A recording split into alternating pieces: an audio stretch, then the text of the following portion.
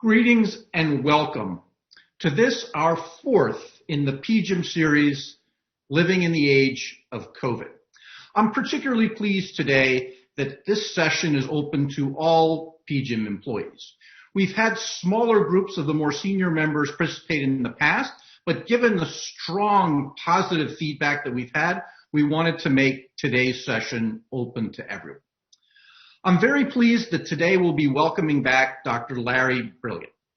Dr. Brilliant has been one of the core sources of much of our information on the early days of the virus and how it was spreading, the early returns from some of the vaccinations, and he was with us last in February where we talked about the outlook for the vaccination rollout.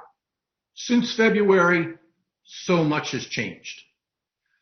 The good news is that we've actually had in many parts of the developed world a faster rollout of vaccinations than we might have previously thought.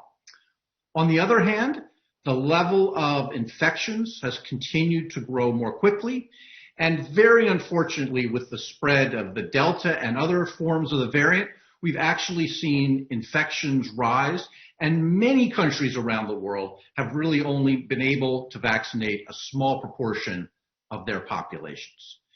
And so as we are here in the summer, we do face a bit of a crossroads. We are now in a race between vaccination rates and the spread of a number of these variants. And Dr. Brilliant today is going to talk about that race and what's at stake. He's also going to spend a little bit of time stepping back and reflecting on what we've learned about public policy and what we can do to be better prepared for pandemics as we look to the future. Leading our discussion with Dr. Brilliant today will be Taimur Hyat. Taimur is the Chief Operating Officer of PGIM, and he's going to be taking Dr. Brilliant through the full set of questions and issues, many of which you submitted in advance prior to this session. I want to just close again by thanking you for being here today. I also want to again just say how much all of the PGIM leaders appreciate everyone's tireless work as we move together through this pandemic. We're very grateful for everything you've done. And now, Taimur, over to you. Thank you, David. Thank you, everyone, for joining us today for this session in the midst of your busy days and work weeks. And thank you, Larry, for rejoining us here at PGIM to talk about everything that's happened since we last chatted. Today's session is going to be essentially a Q&A with a very ambitious agenda because all of you sent in dozens of questions, and we really structured our chat today to try and go through that as much as we can. For those of you who haven't met Dr. Brilliant is the CEO and founder of PAN Defense Advisory. He's an epidemiologist, a physician, an author. He's known very much for his work with the World Health Organization for helping to eradicate smallpox, and is the former chair of the advisory board of Ending Pandemics. He's been named among Time magazine's 100 most influential people. And my favorite fact, he served as an advisor for the movie Contagion by Steven Soderbergh, and also advises on safety protocols for filmmaking in Hollywood, and helped bring that industry back to life at the peak of the pandemic. Larry, welcome back. It's great to have you join us, and thank you for taking the time again. Taimur, thank you very much. And David and both of you, thank you for inviting me back. So Larry, we have an ambitious agenda, as we were just discussing while waiting for David's intro. And I'd love to talk about the global picture of the virus. I'd love to talk about the variants, especially Delta. I'd love to talk about the vaccines, and particularly in the developed world, kind of the booster shot question. I'd love to return to office briefly, and then talk a bit about the future and what we've learned from this and what comes next. So it's an ambitious agenda. We should jump right in, and maybe it's befitting, given that COVID has really fed into many patterns of inequality around the world, to start with the poorest countries in the world, and then we'll work our way back to the developed world. But maybe give us a bit of a picture of India, other poor developing countries in Africa, Asia, and LATAM. some of the Asian countries were ahead in prevention but are behind in vaccinations. Some of the poorest ones are behind in both. What should we expect? What's the state there? A quick summary there, and then maybe we can move on to some of the other regions of the world. Well, I think you're starting, Taimur, at exactly the right place. And David's metaphors about a crossroads are really true. It's a Dickensian moment. We live, it's a tale of two cities in a real way. I lived in India for 10 years, and I ran the WHO South Asia part of the smallpox program and worked in the polio program, and I loved Asia. And I cried, as all of us did, and when we saw the funeral pyres in India, the cremation grounds in Malaysia, and now in Indonesia.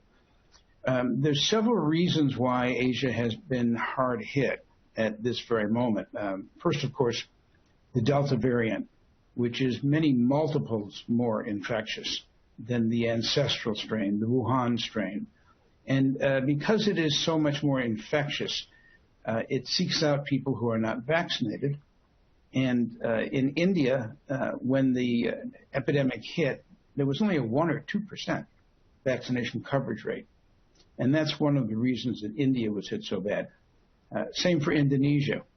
There's other parts of Asia that have been hit bad that were 95% vaccinated and still got a tremendous and unfair epidemic. Mongolia is among them.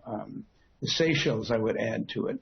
And those are places that unfortunately began using a particular vaccine, the Sinopharm vaccine, which might have been effective earlier, but is not very effective against the Delta variant. And then there's a third group of countries in Asia that I would have called the gold star A-plus countries, Taiwan and Singapore and Vietnam. And if you think back, they did so well early in the epidemic. I mean, we all look to them as role models, but they were role models of testing, tracing, and isolation, and of closing down and of using exposure notification systems. And maybe that very success made them a little slower in acquiring the vaccine. And because they too did not have vaccine when the Delta variant hit, they were as susceptible as the rest of Asia. So I think the asymmetry, the inequality that existed prior to the pandemic has been exacerbated by the rush to purchase the vaccines by the wealthy country. And I think it's fair to say and unfair to do that my country, the United States and Canada and the UK, have purchased 3 times the amount of vaccine that we need to vaccinate our own people. And it's off the market. And it's very difficult to produce the 12, 14 billion doses of vaccine that we would need to vaccinate everyone in the world who needed it twice. So that, starting off with the inequalities, that's number one. And number two is the opportunity cost of this pandemic. While we focus on the people who are sick from COVID, and maybe as many as 4 million people who died of COVID in India that we are now just learning for the first time, we also should focus on people with cholera and women who can't get to the hospital during a difficult birth, and all the other programs, malaria, tuberculosis, HIV/AIDS, that have been set aside in many countries in the middle of this pandemic, exacerbating again the inequalities. Our friends in Singapore and Taiwan and Vietnam and New Zealand, they were the leaders. If this was a school, we would have given them all A-pluses for how they dealt with the pandemic early on. They communicated to everyone. They had exposure notification systems. They practiced contact tracing. Countries like Vietnam went 100 days without a single case. Taiwan took it so seriously that a single person arriving into Taiwan, they closed down the entire country until they stopped the outbreak. Singapore showed us how to lead keeping your economy going at the same time as dealing with COVID. Those very strengths have turned out to be weaknesses or problems in the era of the Delta variant and in the post-vaccine era. Unfortunately, those countries who did so well in the beginning relied on those non-pharmaceutical interventions to keep them safe. And that meant they didn't early on make plans or were unable, or in some cases could not afford, to make purchase agreements for vaccines. So you found Australia with 5% vaccinated, India with 2 or 3% vaccinated, even Japan with less than 10% vaccinated.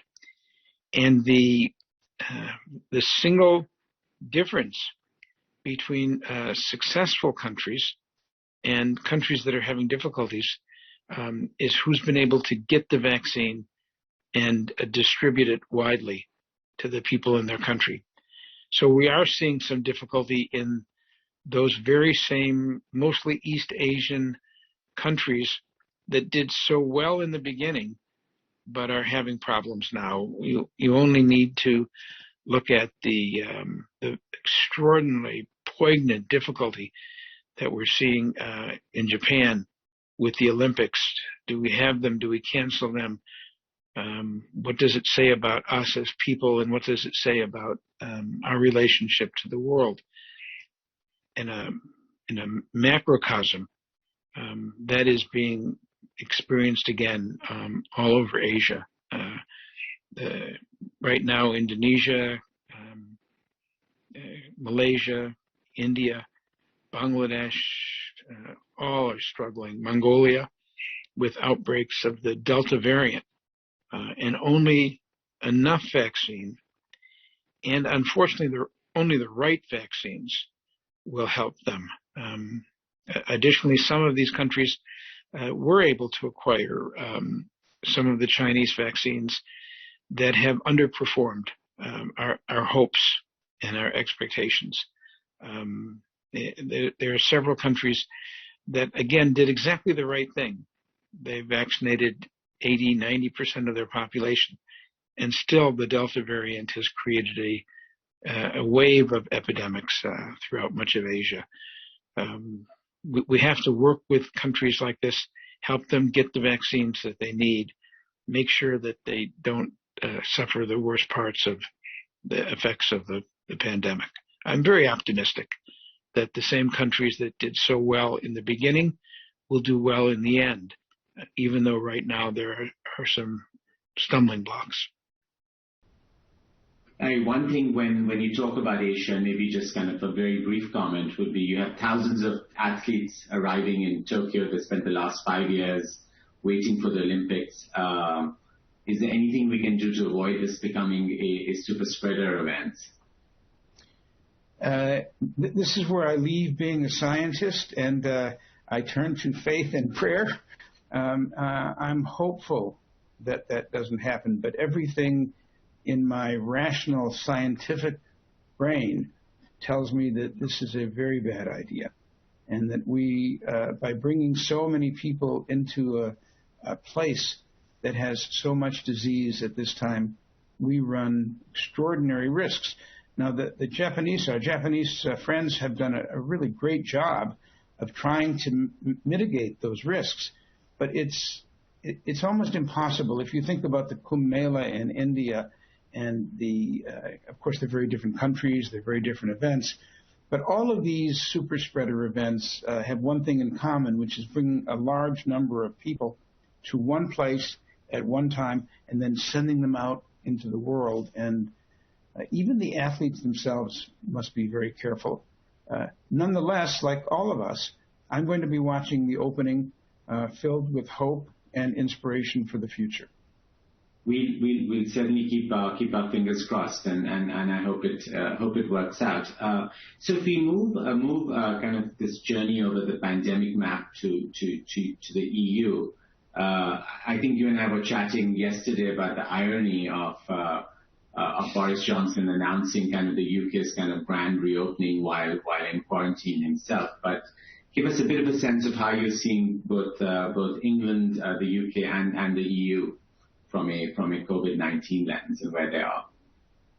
Well, England has had a bumpy road, and Prime Minister Johnson has already been hospitalized once with COVID, if you recall. And I think that there was early on an attraction with the notion of you could reach herd immunity by just letting the virus run rampant. I think the UK changed its mind and reversed course, thankfully, on that. And of recent days, their vaccine rollout has been spectacular. And we must applaud the ability that they've had to get so many people, well over 60%, vaccinated. But now, because the Delta variant is a different kind of an animal, different kind of a virus specifically, the amount of disease in the UK is terrific. If you look at the epidemic curve, it looks almost like a mountain with a very sharp incline. And to open up the country on a date certain, to say in advance we will open up the country on a particular date, I think is naive. I think that the virus has its own calendar. We should understand that and not put a Gregorian calendar date. And by doing that, the opening day, the Freedom Day, intersects with the peak of the disease, and I think it's going to be very problematic. Even yesterday, it sounded like they were walking it back a little bit by saying, now you're going to have to be vaccinated before you can go into a restaurant or a bar. And I think that they'll add on those measures maybe to mitigate the effect of opening up in the middle of a pandemic. I am concerned that we're witnessing a great public health experiment in the UK. And then, Larry, you and I sit on, I think, opposite coasts of the United States. What are the sort of axes that define for you how different parts of the U.S. are doing? Is it the poor versus the rich? Is it by region? Is it the vaccinated versus the unvaccinated? How should we make sense of where we stand in the U.S.? The Financial Times recently did a series of trying to answer that question, and they found that one of the this is not a political statement, this is just an epidemiological statement, that those counties which voted for Trump were far less likely to be vaccinated, far more likely to have a large number of cases of COVID now. And if you just look at the map, you see countries like you see states like Tennessee and Oklahoma and much of Texas have a very large amount of virus. And our friends in Florida have almost 60% of all the cases of COVID in the United States in one state. And I think that can all be traced back to the policies that have been put in place. Policies like states which tell counties they're not allowed to have a mask mandate. They're not allowed to require vaccination. Instead of leaving those policies to the counties and the regional decision makers, I think that also is a mistake which contributes to the spread of the disease. Larry, I'm going to move on. We have over 1,000 people who registered for this event today, and I'm sort of duty-bound to hit their questions, so I'm sure we could spend many hours on kind of the global picture. But let's move to sort of topic 2 of our 5 topics, which was the variance. You mentioned Delta. What would be your sort of 1-minute elevator explanation to someone of how Delta is different from what came before and how worried should we be about it? And in particular, people are confused about the different guidance from the World Health Organization versus the CDC on mask guidance in regions where Delta is spreading. In the current issue of Foreign Affairs, my colleagues and I have an article called The Forever Virus. It's not a very nice title, unfortunately, but it's true. COVID will be with us for a very long time. The Wall Street Journal headlined their editorial yesterday saying that we will always have COVID. I think what has happened is our errors early on and allowing this virus to become so widespread have made it impossible to think about eradication. Even herd immunity are out of the question as a global issue. That means we need to understand that those things which create variance are what we must go after as a community. And that means we need to vaccinate everyone. The Wall Street Journal concludes that after all it is true, we must vaccinate the whole world. Wherever COVID is and where it is multiplying quickly, with every one of those replications comes mutations. With those mutations comes variants. With those variants are variants of interest and of concern, and hopefully not the variant of high consequence. But that cadence is the way that the disease continues to propagate. If we want to stop it, we must be able to vaccinate everyone and as close to everyone in every country as we can. And the Greek alphabet has many more letters than just Delta. So I worry that the Delta variant won't be the last variant. And it itself has some characteristics, Taimur, that we didn't expect. It's transmissible at least twice or three times as much as the ancestral strain. The amount of viral particles that are created in your nose and your nasopharynx, in a recent report from China, an excellent report, there are 1,000 times as many viral particles. And the speed at which you are infected and the intergenerational time, that is also doubled. This is a formula for great spread. However, the good news is that all of the vaccines that have emergency use authorization in the United States, the 2 mRNA vaccines and Johnson & Johnson, they prevent you from becoming very ill. They prevent you from going into the ICU, onto ventilators, and they prevent you from dying. And we have a lot to be grateful for. We should look at those companies and the scientists behind them. They have done a phenomenal job. But what those vaccines do not do is they don't stop us from getting it, and they don't stop us from giving it. They probably reduce our ability to infect others by 50%, but they don't stop it. And therein lies the problem. We must continue to get people who are vaccinated. In the United States, there are 125 million Americans today who are not vaccinated. And from an evolutionary biology perspective, as more variants come about, and people are already talking about lambda and so on, Larry,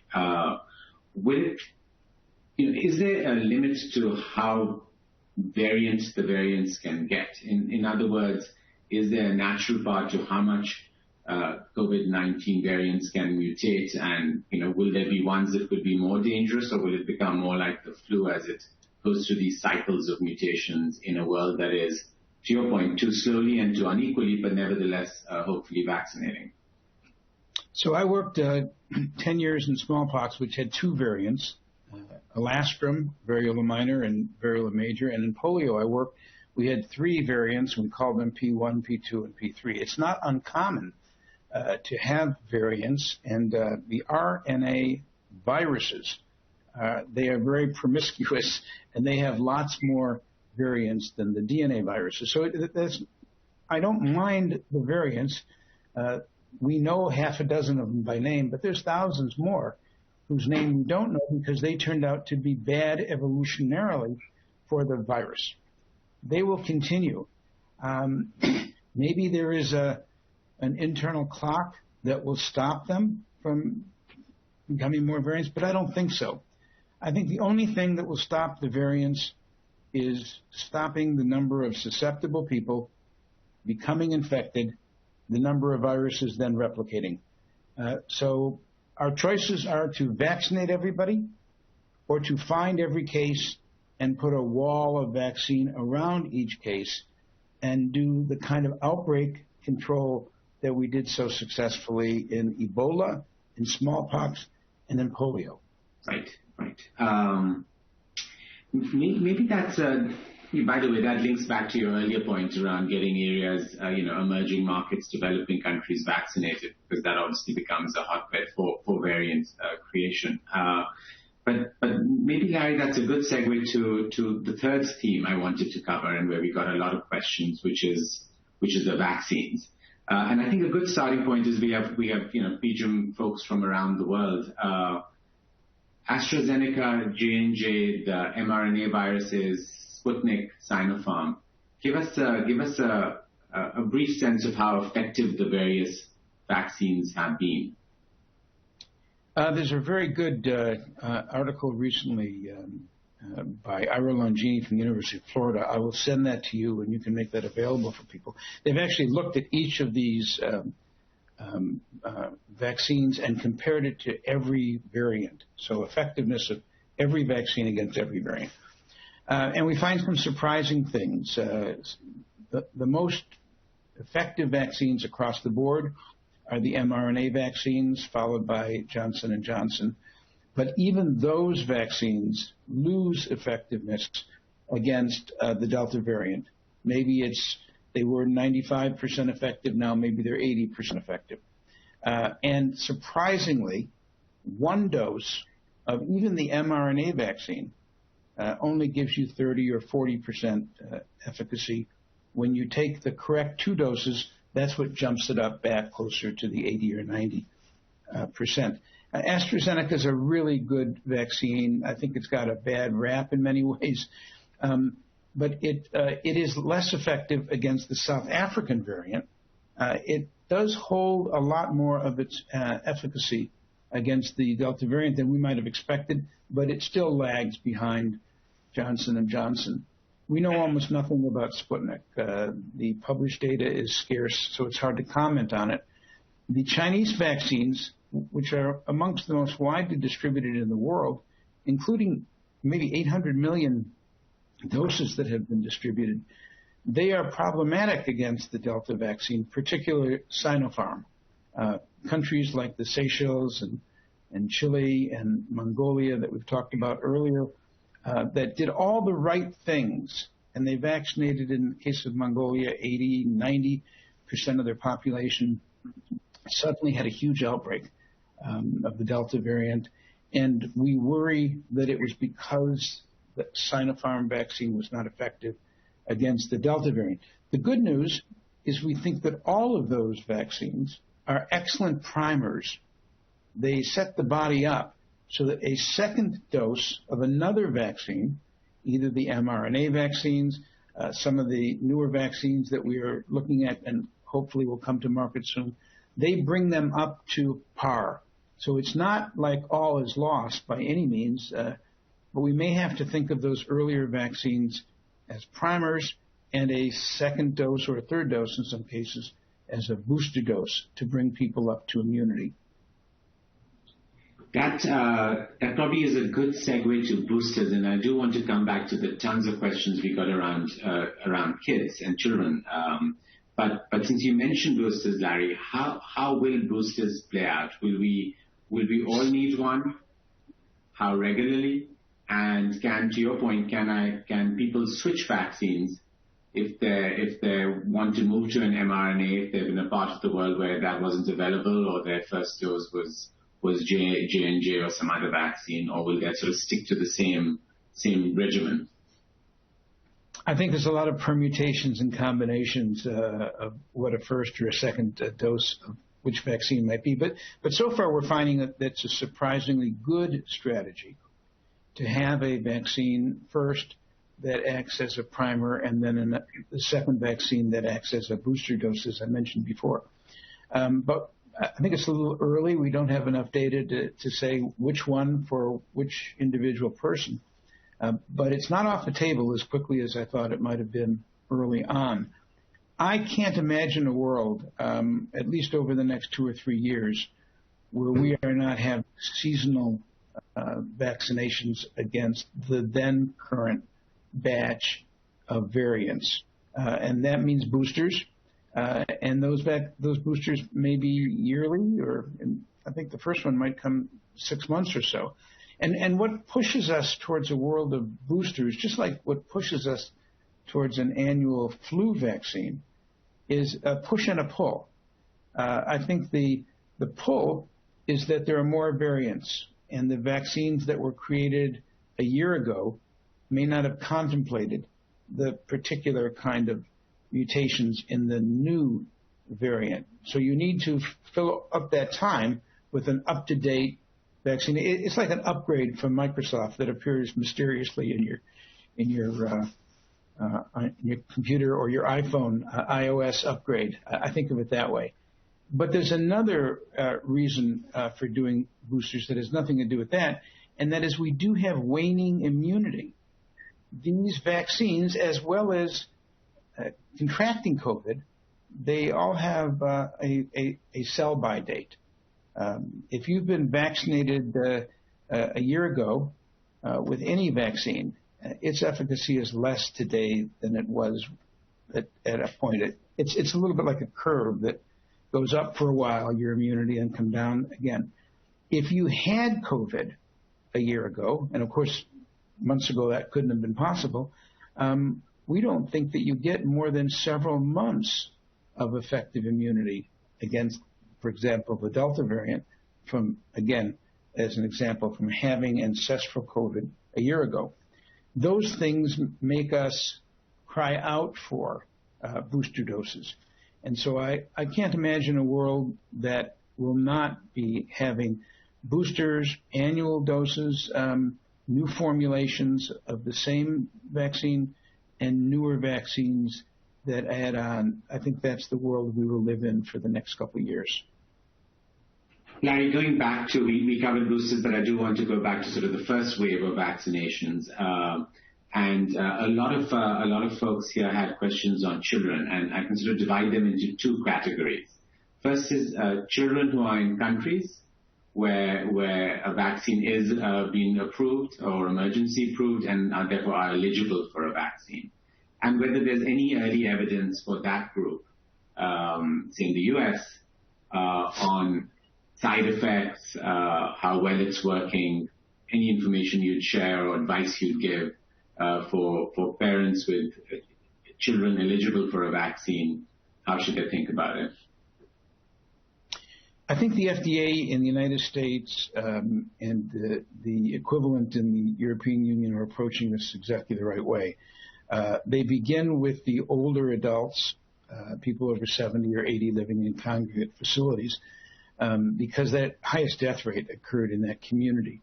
And they did that both for the trials as well as for then the vaccine program. And then they began to lower the age, and the trials particularly. If you remember, the first doses were approved for people over 30, 40, then down to 18, then down to 16, now down to 12. That process is not without difficulty, because each time you have to do a new phased set of trials. We're down to 12 years old now in the United States, and so the vaccines have been approved for those over 12 years old. I said approved. I should hasten to say it means emergency use authorization. They have yet to be permanently approved, and I think part of the thing that's holding that up is what will happen when they get down to the younger age groups. Will it be that they'll be approved with a lower dose, a different formulation, a different cadence, a different number of shots? So those tests are ongoing. I watch them frequently. They look very good. I'm hoping, and I'm hearing from people close to the FDA, that they are also hoping that there will be approval in the United States, emergency use authorizations in the United States sometime this fall for children of school age, not yet down to 2 years, but of school age. And then I think we can look forward to a continuing set of trials, aspirationally, to bring that age down to younger children. And that's the approval process. Your other question was, are the side effects different? Is the experience different? A young body that's 7 or 8 years old is going through so many different changes, reacts so differently to vaccines than a 60-year-old or a 2-year-old. And we're just learning about that, Taimur. Right now, the dread that we felt of this unique and poignant set of symptoms that were originally called Kawasaki-like syndromes, that does not seem to be a side effect of any of the vaccines. The vaccines don't seem to increase that. There are some things that people are watching nervously about blood clots and blood clotting. Again, I don't see any evidence so far that that's related to age, the children's age, but we don't know enough to be confident about that. That's why we do the trials, is to make sure we don't find anything like that. But long term, yes, the hope of the vaccination and the vaccine and the epidemiological community is that the vaccination will be available to almost all age groups eventually. For those, Larry, who it's not yet available for, varies by country, but just to take the US, I guess, under 12, what are the safety measures you would recommend for parents who perhaps are fully vaccinated as sort of life returns, quote unquote, to normal? What would be the guidance for how to keep their children safe? Yeah, this is a very tough question, isn't it? Because the obvious answer is that the parents get vaccinated, they can still be carriers. So the parents would then have to wear masks. And that is sort of the guiding principle, is that if you mask up around your children, you're not going to be a conveyor of the disease. Now, of course, that's very impractical. It's not good for the kids to be around parents who always have masks on. So that brings us to testing. If you are testing yourself every day with some of these antigen tests, or you're testing yourself twice in the week that you come back home from a business trip or something of that nature. So you exclude the virus from your house. You exclude the virus from contact with your children. And you are not then in the position of being a carrier of the virus into the family. But your children don't live in a vacuum. They go to school with other kids, and more schools are desperate to open for regular in-person learning. As that happens, I think you'll see a hybrid school emerge, where in some schools the teachers, the cooks, the chaperones, all the adults are vaccinated. Children over 12 are vaccinated, or whatever the then current age limit is, and the other kids are treated in a careful way where no one comes near them unless they're masked or tested. And I say hybrid, that's part of the hybrid arrangement. The other part will be there'll be some communities that can't be kept safe by that way, and they will still continue to have remote learning. And I think we're marching towards normalcy in many ways, but that march is not a straight line. All right, let's talk a little bit about vaccine hesitancy, and this is not just a U.S. phenomenon. You're seeing it in France, many other countries of the world. How would you talk to loved ones still hesitant about the vaccine? And even as I see some of the questions that come in, people are saying smoking is more dangerous, or I had COVID-19, so why would I need a vaccine? How would you address that if a loved one or a family member asked you? Well, in the United States, I would start off by saying this year, for the first time since 1918, we have had a drop in life expectancy of 1.5 years. It's the greatest drop, and the first time that we've had a drop in life expectancy since the Second World War, and that many deaths in that war. We're used to seeing every year life expectancy rising. It has doubled over the last 100 years. But when we look at those graphs from now on, there will be a COVID notch, because over 600,000 people have died in the United States. That is about the same as died in the Great Influenza in 1918. And COVID is the third leading cause of death in the world, and in some age groups, it is the largest cause of death in the United States right now today. So it is not to be compared to smoking or influenza.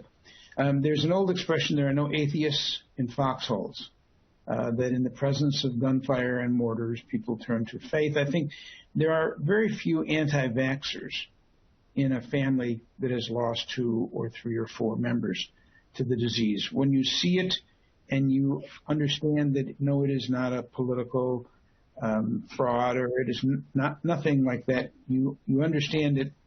I think things change. We have such a binary source of information in the United States that some people have only heard from their media how bad the virus is or how it's being used to control them or how masks are repressive. When you're in the middle of an epidemic, ideas change. And I will say that right now, the places most at risk of the country, the states, the countries that have low vaccination rates, in the United States, they're mostly the Republican states.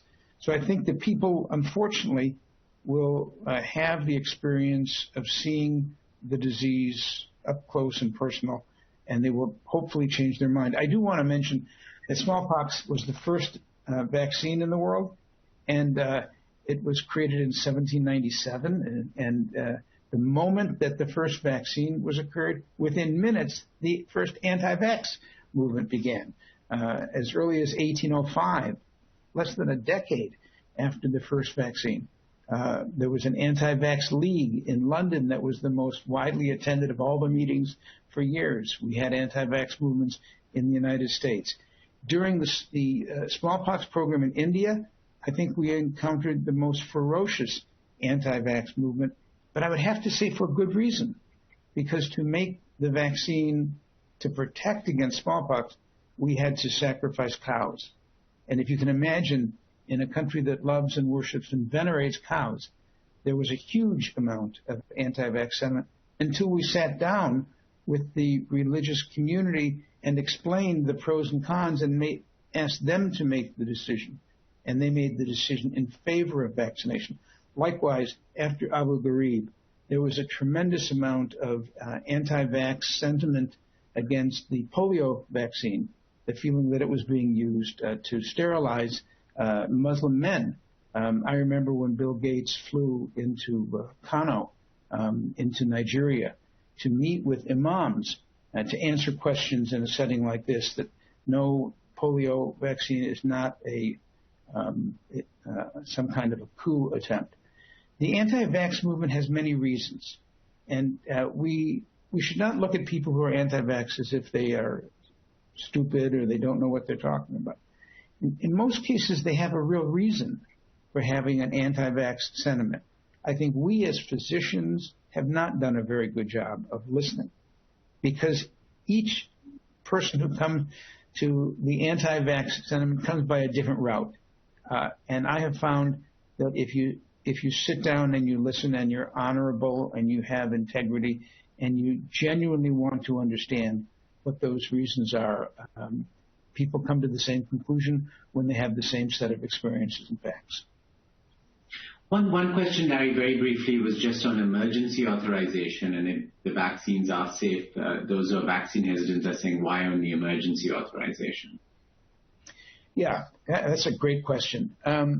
The approval process for a new vaccine in the United States can take years. The FDA has another door through which you can come to the use of a vaccine or any other product, the emergency use authorization door. And sometimes it's an elegant way to bring a product that is ready and just has not completed the formalities to market. And sometimes, like now, in a pandemic, with 150 vaccines being offered for approval and even more other kinds of medications, you can't process that many applications through the staff that was current at the beginning of the pandemic. So that was the main reason for allowing vaccines to get out quickly. But I will say that in no case that I know of has a vaccine come to market short-changing the steps that you have to go through, the efficacy trials, the safety trials. Those were done in parallel for the first time in history. I mean, and the manufacturing plants were created in parallel. I want people in business to understand this. You don't normally get a vaccine or a product and finish it off and find the fit and finish and take it through your focus groups and decide what color it should be, then build the factory, then make it, because you can't invest in building it unless you know it's going to work and be accepted. We didn't do that. Where we short-circuited the time to market was we, on speculation, largely with Bill Gates' money, with venture-type capital from BARDA in the United States and other agencies, we started building vaccine manufacturing plants before we knew if there would be any vaccine to manufacture. And they had been built when the vaccines were approved. That cut at least a year or two off of the normal process. So it was in the manufacturing side that we short-circuited. It was not in the science side that we short-circuited. And now the emergency use authorizations for these vaccines, I think, will come very soon, in a matter of months. And one of the things that has been holding them back is understanding at what age for children and what dose and what differentiates the type of vaccine that will be available for children and adults. But no shortchanging on the cadence of the science, safety trials, efficacy trials, a really remarkable historic first in which we in parallel built the factories and the product. The pace was truly, I think, miraculous is the word. Maybe two last questions on this theme, and then we can go to return to office in the future for our last 10, 15 minutes, Larry. But one is just back to masking. LA has introduced a masking mandate, I believe, because as Delta spreads there indoors and out, I think in more places than before. You've got the World Health Organization saying, wear masks. You've got the CDC saying it's safe for fully vaccinated adults not to wear masks. What do you make of that, and what should we all make of that in terms of whose advice to follow and which county is being wise and which one is not? Of course, I love CDC, and CDC is like Mecca for every epidemiologist. I trained there as well. But the announcement of it is okay to not wear masks was done in a poor way, and without really first discussing among people opinion leaders and what that really meant.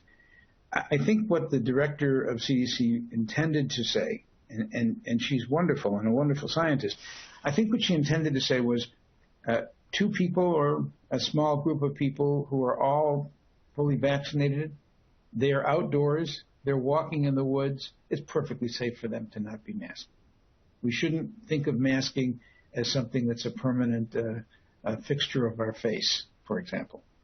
But when you start going indoors and you are with people who are not vaccinated or whose vaccination you either do not know, or in many countries and in many parts of the United States, you are not permitted to even ask. There are many places where people who are fully vaccinated want to go inside of a restaurant, attend a concert. They're not allowed to know if their seatmate or the person across the table is vaccinated. It is really a mistake to not wear a mask. I would say maybe there was a little bit of ambiguousness, ambivalence about that prior to the Delta variant. And let's be honest, the Delta variant changes everything. Instead of having 10 or 15 viruses in your nasopharynx, you have thousands. If you cough or you sneeze or you sing, the way in which you can spread the virus is so great. If you saw the animations of that, you'd look for the mask you wore 6 months ago. Where did I put it? So I think that the WHO recommendation of masking indoors, and I would say where I live in California, the county recommendations, first in Los Angeles and now in the Bay Area, mask up. We have to look at the Delta variant as a different, unique, additional threat to our safety and our health. And that's not fair. It's not fair. We all wanted to go to the beach. I wanted to go to the beach. We all wanted to and deserved to be rewarded for doing a good job during the hardest pandemic of our lifetimes. It's not fair, but that's what it is. The Delta variant will make us relive some of the most concerning moments of the pandemic to date. So get vaccinated, mask up, get yourself tested. before you go into a community where you might be carrying the virus. And we will get through this. The booster shots will come. They will protect us on top of vaccines that already protect us, and we will get through this. But it is a virus that's going to be around for a very long time, and it's wily. Larry, now I was just going to jump in and just on Delta, kind of a couple of questions that have come in kind of repeatedly. I see a pattern is one on why do we still get slightly sick even if the cases of high sickness are low for fully vaccinated people? And then if you're fully vaccinated and you get this hopefully mild case from Delta or another variant, what does it mean for kind of long COVID risk? Well, we're not seeing people getting COVID and getting very sick if they've had 2 doses of an mRNA vaccine, for example, and it's 14 days past. We're not seeing them in isolation tents. We're not seeing them in the ICU. We're not seeing them on ventilators, and we're not seeing deaths. 99.9%, everybody's heard this now, 99% of all the deaths of COVID in the United States since the beginning of the year are in unvaccinated people. Yes, if you do get this viral load in your nasopharynx, you might get some of the symptoms that are local for that part of the body, but the virus does not seem to become systemic. We're not seeing those symptoms. You still are able to transmit it, but you seem to be immune. Part of that is the way the immune system works. There's something called mucosal immunity that we have in our upper respiratory network, and when you get down to the lower respiratory tree, there's different cells. They have different characteristics. The Delta variant only seems to infect the upper respiratory tract. Now, it doesn't mean you don't get a flu. This is flu season, cold season. This is going to be a very bad flu season. We spent the last year not getting the flu, not getting the cold, and we don't have those immunities as well. So it's going to be increasingly difficult to distinguish COVID from influenza. You might get your second dose of an mRNA vaccine and go out and suddenly have a flu as well. It's going to be a complicated time for doctors and patients and the general community to separate out those diseases that have similar symptoms. Larry, one quick lightning round question. If you were giving advice to a 20 or 30-year-old or 40-year-old nephew or niece about going to an indoor concert or an indoor wedding, what would you say? What would you advise if they're fully vaccinated and it's been 2 weeks? I get a lot of those questions from that very demographic. If you are going to an event that's indoors with family and friends and people whose vaccination status you know, and you are fully vaccinated, that is a safe event. But most of the places that attract young people are large with people that they don't know. And they come from all over the world sometimes, and they are destinations. When you are outdoors even, and some of the outdoor places look a lot like indoors to me, the tents that are closed are indoor places, not outdoor places. These parquettes where restaurants have expanded into the street and have plastic on top and doors, they may be more dangerous because they have no airflow than a regular indoor place. I would say, the good Lord gave you a really good head and common sense. Don't go into places that are crowded with people whose vaccination status you do not know unless you are masked up. And if you know that there are people that are friends of yours and they're coming over to your house and they're all vaccinated, don't live in fear. It's a mixed message I'm giving. Don't be afraid to have people in your house, to go to their house if everybody's vaccinated. But if you're going to go to a big party, and we are increasingly facing the issue, some friends of mine are musicians about to go on a tour. What do? Do they require everybody to be vaccinated and wear a mask at a concert? How do we deal with the bars and restaurants that are going to go out of business if we don't find some way to let people in? And it's going to require a lot of common sense, patience, and compassion, but don't be silly.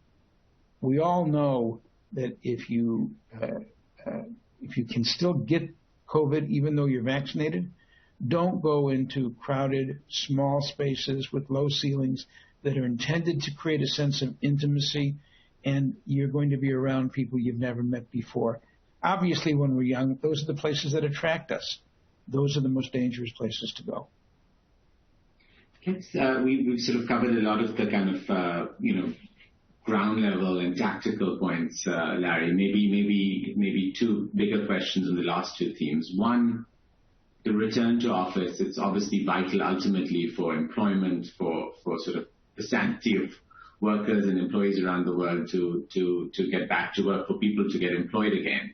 What are you seeing as the best practices in corporate America as corporate America tries to return to the workplace, admittedly and often a hybrid workplace, but the office piece of that, what are you seeing as best practices? We advise many companies in corporate America, nonprofits, everything from camps to church outings to Fortune 100 companies. Mostly they come to us with an agreement that they've already made, such as we will not open our office until the end of the year. Many Silicon Valley companies have already made that. That's the deal they've struck with their employees. Some come and say, we want to open a couple of floors. And others come and we talk about having specific floors that are for vaccinated only, other floors that are not, floors that require masking, elevators that are for the exclusive use of people who are vaccinated, staging of timing on elevators so that you don't use that square box, which is a super spreader event, almost designed for that purpose. Don't use that in a way that's dangerous. I think increasingly people find that if they are able to require vaccination, this is a hot button politically, but in California, employers are allowed to require vaccination. We just renegotiated the Directors Guild, SAG, studios agreement, and we made some compromises, but for the first time, the producers are going to be able to require that all Hollywood sets are fully vaccinated sets, but we gave up other things. So when you think about that negotiation that's going to go on in your own office, there are only a small number of tools that you have to keep people safe. There's vaccination, there's masking, there's testing, there's social hygiene, and there's physical hygiene and air exchanges. I think that the companies that are being successful are playing all the keys on the keyboard and designing what is right for them and for their employees, and adding on to it always available possibility of some people working remotely from home for a longer period of time. And I'm seeing great success with companies that invest the time to plan and don't just follow a neighbor that doesn't have the same guiding principles or financial or economic incentives. Carrie, moving on to our final theme of the future, which probably is multiple hour discussion rather than the 5 minutes. We probably won't do it full justice, but when the fog of the COVID war or our war against COVID and the deaths that it's led to and the illness has lifted, what do you think, and you have a unique seat to advise us on this and share your thoughts, are the lessons learned for public health policy, for society, particularly over the next 10 years if another pandemic hits us, around lockdowns, what kinds work, what kinds don't, social distancing, masks, the marketing of vaccines, and kind of how we misinformation, on all those things, what are your takeaways? Yogi Berra, the famous baseball player catcher for the New York Yankees, famously said, it's difficult to predict anything, especially the future. Right now, I think epidemiologists have been predicting this pandemic for a very long time. I wrote an article in the Wall Street Journal 12 years ago called The Age of Pandemics. We made the movie Contagion with Steven Soderbergh and Warner Brothers and Jeff Skoll and participant in order to try to show what a pandemic might look like. And dozens of other epidemiologists have been writing books and predicting this. But that there would be a pandemic has always been a not if but when. It still is. Having COVID does not prevent the next pandemic. So we're in the same situation we were before COVID. It is still when, but not if. Every year, 3 to 5 viruses leap from animal hosts to human beings. We call them zoonotic diseases. And they create disease in humans for the first time. We could all say the cadence together: Ebola, SARS, MERS, West Nile fever, HIV/AIDS, H1N1, bird flu, swine flu, Lyme disease. All of these diseases didn't exist in human beings 30, 40, 50 years ago. And they are animal diseases which go into human beings and spread. And that process is being exacerbated by modernity. It's being exacerbated. If you see the ending scene that Soderbergh put into Contagion, it's a bunch of caterpillar trucks, vehicles, tractors cutting down the rainforest, and bats moving away from their ancestral home, going into a barn. And one bat drops an apple that they've been eating. A pig ate it. The pig is brought to the chef. The chef cooks the pig and gives it to Gwyneth Paltrow, and she's the index case. That cadence is unique. They're not all bats. They're not all pigs. But all the diseases that I've talked about, and we can go on, MERS, and talk about Marburg fever, and there's thousands, hundreds of thousands, millions of viruses in animals that, given a chance, could infect human beings. So when we cut down the forest and we live in animal territory, then we run the risk of being infected. If your chicken flocks are flocking together with wild birds that are carrying a virus, then that's another source of annual flu. So because we are prone to these things, and have been for hundreds of years, we're used to seeing outbreaks that occur in one place or the other and not going anywhere. But now add on the modernity part of travel. An outbreak can occur in the jungles of Cambodia or in the hog farms of Minnesota. And in 16 hours, they can be anywhere in the world. So we have increasingly a world that is more set up for the next pandemic. So the pandemic risks have increased without question. Our tools have also increased. When Ebola took place in West Nile and in West Africa, it took us 6 months to find and diagnose it as Ebola. Now we're finding new outbreaks in 3 weeks. The speed of detection is one of the most important tools that we have in our toolbox. I'm confident that we're doing better at disease detection, response, but we are not confident at changing our lives, looking at the aspects of modernity that bring us at greater risk. When I used to go very often to Davos, I was part of a committee, an agenda council for the World Economic Forum on catastrophic risks. I found that the people who were thinking the most about this were the reinsurance industries, because ultimately they bear the cost of all the mistakes made everywhere on that decision tree.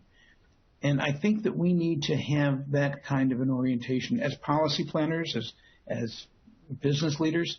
We need to have that idea that ultimately this pandemic, COVID, is going to cost us double-digit trillions of dollars. It's going to continue to circle, ping pong back and forth between countries for a longer period of time than we want to admit. It's so much better to prevent pandemics. We have the tools to do it. There's a group called Ending Pandemic. Yesterday, there was a meeting of 12 foundations that fund early ways to prevent pandemics. I think we need to press our political leaders, put this and keep this at the top of their worry list. Having COVID does not immunize us against the next pandemic. Our way of life is opening us up for more pandemics. And the only way we will prevent them is if we take it seriously now. Well, we'll probably have to end it there, Larry, but I think we may need you back to talk about the future, because I think there are lots of other questions around how we regain trust in our medical institutions and doctors and broaden that trust, what more we can do as citizens and governments. But that was a very helpful overview of kind of how to place this in the bigger historical context. I'd like to thank you for joining us, Larry, again, and spending the time to explain where we stand and what we as citizens and employees can do. I'd like to thank all our audience for submitting such a rich set of questions, such a thoughtful set of questions, and joining us today. We do have a survey at the end of this. I'd love everyone who gets a chance to fill that out. And I'd like to thank our PGIM marketing team, both Larry and I, for kind of helping orchestrate this event and connecting Larry and myself with all of you. Thank you, everyone. Taimur, thank you very much. And to all of you, thank you for inviting me. David, thank you. Thank you very much for having me, Danielle.